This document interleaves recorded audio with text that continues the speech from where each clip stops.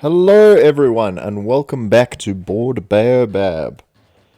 It has been a long time since I've spoken to all of you guys. It's been a long time since I've done a video. I must apologize for that. If there was anyone looking out for another video, I've had a bunch of problems. Some weekends I've been sick, and weekends are pretty much the only time I usually get to record. Other weekends I've had other commitments, and some weekends I have recorded and just none of the videos I've been recording have turned out the way I wanted them to. Unfortunately, I might edit some of them to something maybe a bit better or re-record some things. But so far, none of the ones I had recorded were worth putting online. So I'm trying to get back into the swing of things, so please forgive me. But today I do have some hobby horror stories for you today. Let's get straight into it. So me and a group of friends have been playing D&D on and off again for about a decade. We generally alternate between two forever DMs. But about 5 years ago, our group's that guy had been begging us for about a year to be DM. We were all reluctant because he tended to roll up murder hobos and sex creeps exclusively. Our DM at the time even said, "Bro, you're just going to build a big murder fantasy campaign." But he insisted and even typed up like 10 pages of lore on a world he was working on. Basically a campaign set in a post-apocalyptic world that was once temperate, but now is becoming colder and colder for unknown reasons, and slowly strangling civilization. The idea sounded badass, so we told him we would give him a chance, provided the other DMs get to talk to him about some of the principles of DMing, i.e. discouraging selfish behavior, allowing players to help guide the story, etc. So after the campaign ended, that guy became our DM, and 2 other players came to join our campaign, bringing it up to 5 players: Orc Wizard, Dwarf Artificer, Human Bard, Dragon Fighter, and me, Half-Elf Paladin. This campaign initially went really well. The story was engaging and the BBG was compelling. Basically, our enemy was an evil paladin serving the god who cursed this world. For about 3 months, we were able to work with DM to tell this story. It was particularly fun for me to represent a paladin on the side of the god directly opposing the BBEG's god. But around 3 months in, things started to change. I think we might have inadvertently derailed the campaign by exploring a dungeon too early and allowing Orc Wizard to murder a priest who was supposed to help us. But the game just started getting progressively staler, as I think the DM didn't know how to get us out of the weird detour we took. And because we started getting very little direction from the DM or his world, we ended up going off to random cities that turned out to have nothing to do with the campaign. They didn't even have compelling side plots or alternative hooks. I remember even talking to the DM about this, and he denied there was a problem, and said we'd get going again. But months kept passing by, and he honestly seemed to lose interest, as did the group, and some of us expressed some desire to run a couple of one-shots, which is usually our group's code for, let's consider starting a new campaign. Weird, I know, but we usually don't just randomly start up one-shots. We didn't finalize anything, but the DM's next session had us run into a noble named Henry Minicock, who was planning a wedding for his daughter and a foreign lord to solidify their resistance against the BBEG. And the session after that, we attended the wedding hoping that this would reinvigorate the game. Pause. I'm telling you now, this isn't going to reinvigorate the game. I'm betting this guy's starting to get into his shall we say, murder hobo and, shall we say, adult recreational activities. Because he's going to be bored and he wants to make things entertaining for himself. Back to the story. Well, during the wedding, Henry walked his daughter down the aisle and disappeared. The DM noted that this, so we asked if we noticed, and he said our passive perception was too low. We as a group were kind of thinking, oh shit, is he going to do like a red wedding type thing? As the priest married the couple and shuffled them off, and eerie music started playing, and the doors started closing. We all kind of chuckled and were like, yeah, it is. But as the music stopped, a bunch of armed men stood up and attacked our retinue, and our party, as we expected, we rolled up initiative to fight them. It was way too many, and we got drowned. Scratch. There was way too many, and we got downed as we started thinking, is he really going to end the campaign with a TPK? But he decided to go another route. A TPR. As the party and our retinue were downed, Henry's soldiers mass... I'm not going to say that on the internet. They mass assaulted not only our retinue, but the party. So intense that it counts as failed death saves, and we died. What did I say? I hate to be right, but he went back to the murder hoboing and the very violent adult content stuff. At this point, the party was like, what the... And the other players said, you could have at least ended the campaign. Why sour what was at one time a good campaign with this BS? And I chimed in and said, yeah, can we just retcon it and have the campaign end on a cliffhanger? And the DM was like, come on, guys. You're being way too sensitive. It was a funny way to end a campaign that was going stale. Y'all were tired of it too, don't lie. And went back and forth over this, and one player, oddly enough, took DM's side. Pause. Really? There was a guy in the party that took the DM's side? To resolve this, we all sort of, on our own, made up our own canon ending and agreed not to let him DM again. Luckily, he never asked again. Pause. Pause. Why is he just not DMing? If someone pulled this and was in a group that I was running, I would kick them from that group as well. Because they're clearly not the type of person that I want to run a game with. And he's done this stuff before as a player. And he's going to do it again. I don't know why this guy's still around. Maybe everyone else in the comments has some idea, but I do not know why this guy is still around. The one lesson we learned is that having a good premise and lore does not make you a good DM.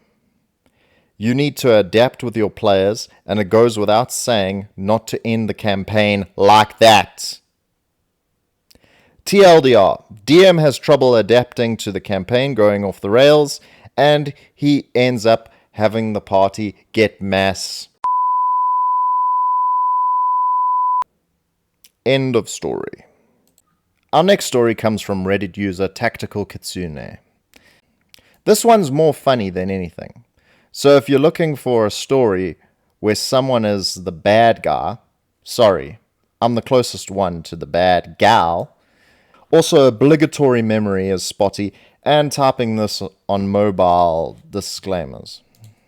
The system was Pathfinder 1E, and our DM was starting up a pirate-themed campaign. Another player tried to run the Skull and Shackles adventure path and got burnt out fast. The exact classes of the other two players are not even that relevant, so I'll just call them Fighter and Summoner. They were very melee-focused combatants. While I rolled up a Sorcerer Bard Kitsune, we were playing with Gestalt, if you know what that is, who focused on enchantment spells, maybe a bit too much. I put as much as I could into Charisma, intended to go down the magical tail feat line for more enchantment nonsense. Pause, I just have, I forget his name, the guy from Dragon Age. Enchantment. Going through my head right now. Back to the story. And generally disregarded direct combat beyond having a light crossbow. I only had a 12 in con for a total of 9 HP. Pause. 9 HP? What? I assume this is level 1. After we make our characters, the scene is set. We are adrift on a crappy ship, and a much better merchant vessel is ripe for invasion and takeover. Board, and I roll a really sweet intimidate check to convince most of the people on board to not fight us, except for the captain and the first mate. When combat began, my involvement may as well have ceased. DM wanted to encapsulate the size of the ship, so he decided that every square was 30 feet, instead of the usual 5 per square. Every square was 30 feet. My word. As melee combatants got into the fray somewhat slowly, I set up my bard buffs and couldn't do much else. To actually attack the captain or first mate, the melee combatants have to move inside their square, which is fine for everyone except me. Level 1 caster have it pretty rough. Most of the spells I picked had a range of 30 feet. Pretty much melee. And I had an AC of like 12, while the captain could reasonably OHKO me if I was in range. Should I have taken Mage Armor in hindsight, as Summoner lightly ribbed me for not doing so? Yeah, that didn't change the fact that trying to get into melee against a guy with a flail makes me a liability, since I need to keep my performance active. A couple of rounds of doing nothing later, I had it. I don't care if I hit or not. I wanted to do something. I took my crossbow, aimed for the first mate, or captain, and nat 1. Crossbow string snaps. I'll admit, afterwards I kinda checked out of the game since I couldn't do anything, but provided a +1 to the actual players, and my saltiness was kinda leaking into some passive-aggressive quips from me during the combat, which I still feel bad over.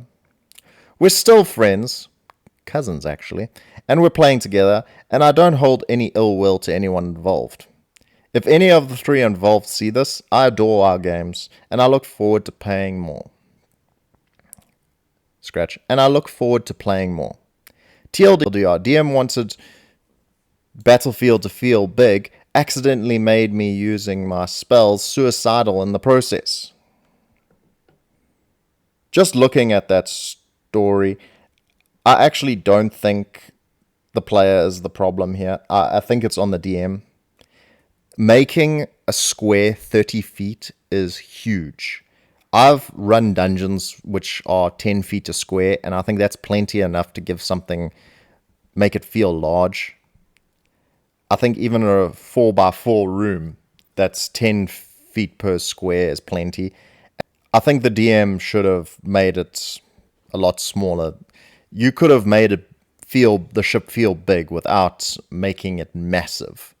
Because as a DM, one of your jobs is to make sure the map is playable and not every person is basically useless. The same thing would be sending a monster that you know a character is not going to be able to do anything against.